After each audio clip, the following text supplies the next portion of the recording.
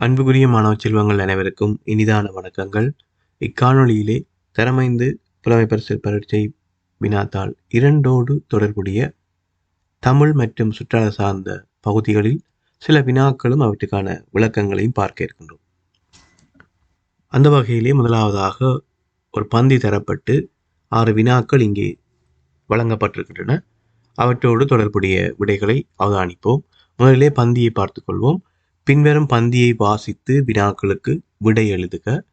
சிற்றூர் என்ற கிராமத்தில் சில ஆண்டுகளாக மழையே பெய்யவில்லை. அந்த ஊரில் கடும் பஞ்சம் நிலவியது. மக்கள் பசியால் வாடினர்.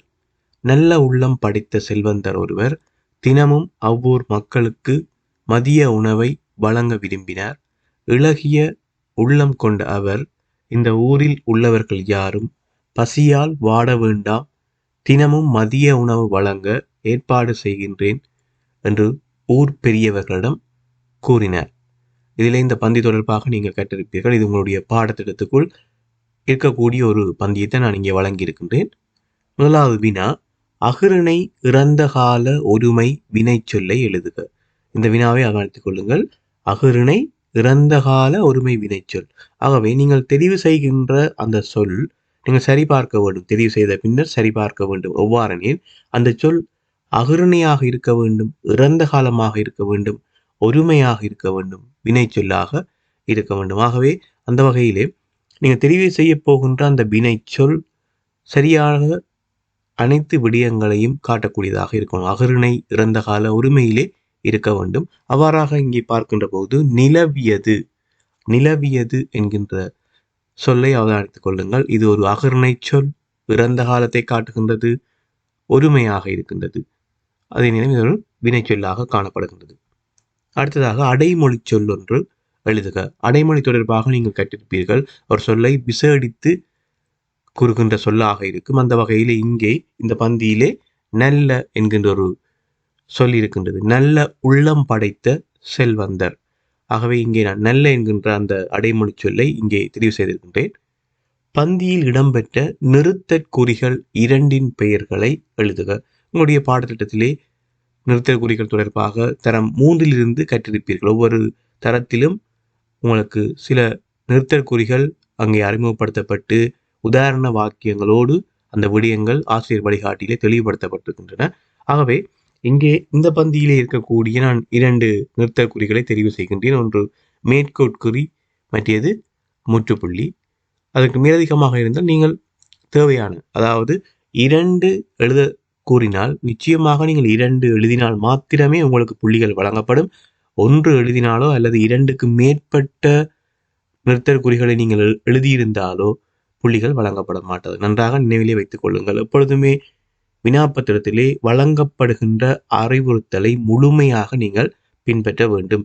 2 எழுதுக என வழங்கப்பட்டால் 2 கட்டாயமாக எழுத வேண்டும். அதற்கு மேலதிகமாக எழுதினாலும் புள்ளிகள் வழங்கப்பட மாட்டாது. ஏனெனில் நீங்கள் அந்த இடத்திலே அறிவுறுத்தலை மீறுகிறீர்கள் என்று பொருள்படும். ஆகவே அறிவுறுத்தல்கள் எப்பொழுதும் முழுமையாக பின்பற்றப்பட வேண்டும்.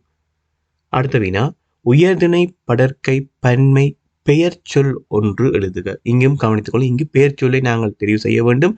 எவ்வாறான பெயர் சொல்லாக இருக்க வேண்டும் என்று சொன்னால், உயர்திணைக்குரியதாக இருக்க வேண்டும், படர்க்கைக்குரியதாக இருக்க வேண்டும், பன்மையாகவும் இருக்க வேண்டும். இதிலே நீங்கள் கவனித்தீர்களாக இருந்தால் தமிழ் பகுதியிலே நீங்கள் கற்றுக்கொண்ட ஆரம்பத்திலே கற்றுக்கொண்ட அனைத்து விடயங்களையும் உள்ளடக்கியதாகி ஒவ்வொரு வினாக்களையும் வழங்கியிருக்கின்றேன். ஏனெனில் அனைத்து விடயங்களையும் நீங்கள் சரிபார்த்து கொள்ள வேண்டும்.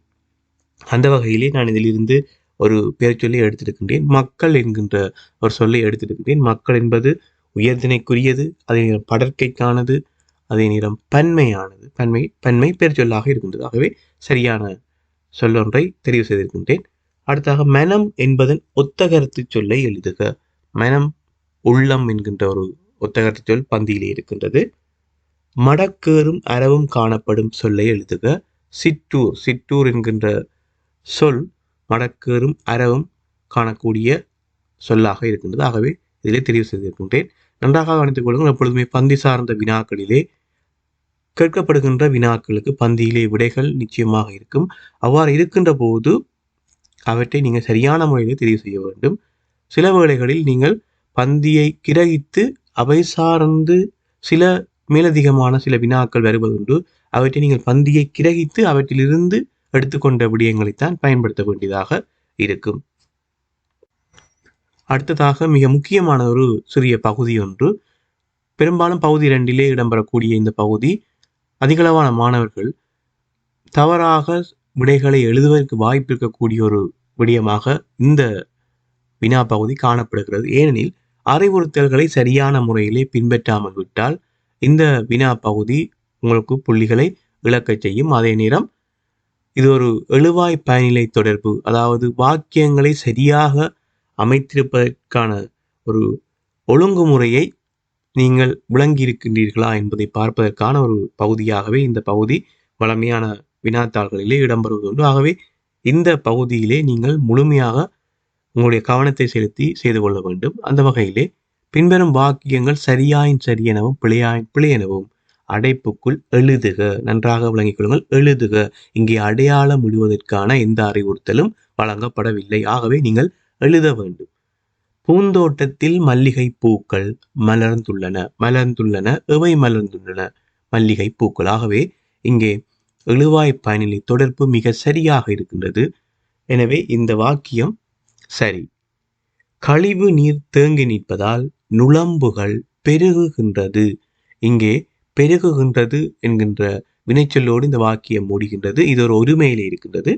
பெருகுகின்றது, எது பெருகுகின்றது என்றுதான் நாங்கள் கேட்க வேண்டும். எனில் பெருகுகின்றது, எது பெருகுகின்றது எனில் ஒருமை. ஆனால் இங்கே எது பெருகுகின்றது என்று பார்க்கின்ற போது இங்கே நுளம்புகள் என்பது எங்களுக்கு விடையாக கிடைக்கும். ஆகவே எழுவாய் பயனிலை தொடர்பு முரண்பாடாக இருக்கின்றது. பெருகின்றது ஒருமை, நுளம்புகள் பன்மை. எனவே இந்த வாக்கியம் பிழை. நன்றாக விளங்கிக் கொள்ளுங்கள். மாரிகாலங்களில் நீர்நிலைகள் நிரம்பும்.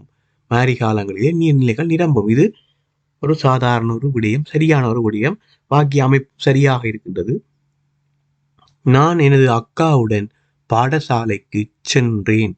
இந்த வாக்கிய அமைப்பு மிகச்சரியாக இருக்கிறது. நானும் எனது அக்காவும் என்கின்ற போது நானும் எனது அக்காவும் பாடசாலைக்கு சென்றோம். நான் எனது அக்காவுடன் பாடசாலைக்கு சென்றேன். இது சரியான ஒரு வாக்கியம். ஏனெனில் இங்கே சென்றேன், யார் சென்றேன்? நான். யாருடன்? என்னுடைய அக்காவுடன். ஆனால் அதே நேரம் நானும் எனது அக்காவும் பாடசாலைக்கு சென்றோம் என்று முடிகின்ற போது சென்றோம், யார் சென்றோம்? நானும் எனது அக்காவும். அங்கே எழுவாய் பன்மையாக காணப்படும். ஆகவே இந்த வினா பகுதியிலே நீங்கள் இதை இலகுவாக எடுத்துக்கொள்ளக்கூடாது. ஏனெனில் முழுமையான புள்ளிகளை அவ்வாறே பெற்றுக்கொள்ளக்கூடியதான ஒரு பகுதி. அதே நேரம் சரியான முறையிலே வாக்கியங்களை கிரகித்து வாசித்து சரி பிழை அதனை எழுதுவதா அடையாளம் விடுவதா என்பது தொடர்பாக தெளிவாக விளங்கி இந்த பகுதியை செய்து கொள்ளுங்கள்.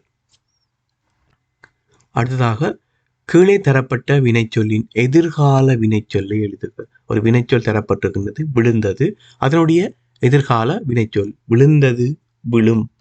விழுந்தது, விழும். விழுந்தது நிகழ்காலம், விழுகின்றது எதிர்காலம், விழும். அடுத்த வினாவை அவதானியுங்கள். வெற்றிடத்திற்கு பொருத்தமான சொல்லை எழுதி வாக்கியத்தை பூரணப்படுத்துக. இதிலும் நீங்கள் அறிவுறுத்தலை கவனிக்க வேண்டும். வெற்றிடத்துக்கு பொருத்தமான சொல்லை எழுதி, இங்கே கோட தேவையில்லை, எழுதி. எழுதி வாக்கியத்தை பூர்ணப்படுத்துக. ஆழம் அறியாமல் காலை விடாதே. ஆகவே இங்கே எழுதி கொள்ள வேண்டும், அங்கே தெரிவு செய்யக்கூடாது.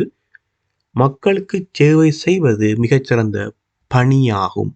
பணி. நன்றாக கவனித்துக் கொள்ளுங்கள். பின்வரும் இடைமொழியை பூர்த்தி செய்க. கரடு முரடு. பின்வரும் மரபுத்தொடரின் கருத்தினை எழுதுக. கை தூக்குதல், துன்பத்திலிருந்து காப்பாற்றுதல். இந்த மரபுத்தொடரை ஞாபகத்திலே வைத்துக் கொள்ளுங்கள். குழப்பமடை செய்யக்கூடிய ஒரு மரபுத்தொடர். ஏனெனில் கை தூக்குதல் மற்றும் கை கொடுத்தல் இந்த 2 மரபுத்தொடர்கள் உங்களுக்கு பாடத்திட்டத்தில் இருக்கின்றன.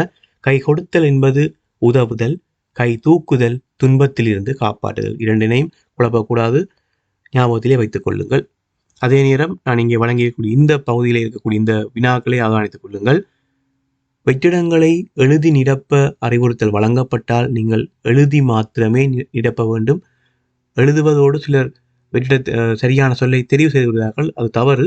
எழுதச் சொன்னால் நீங்கள் எழுதுவது மாத்திரம்தான் உங்களுடைய செயற்பாடாக இருக்கும். ஆகவே இந்த தரமைந்து புலமை பரிசில் பரீட்சை என்பது ஒரு போட்டியான ஒரு பரீட்சையாக இருக்கின்றது.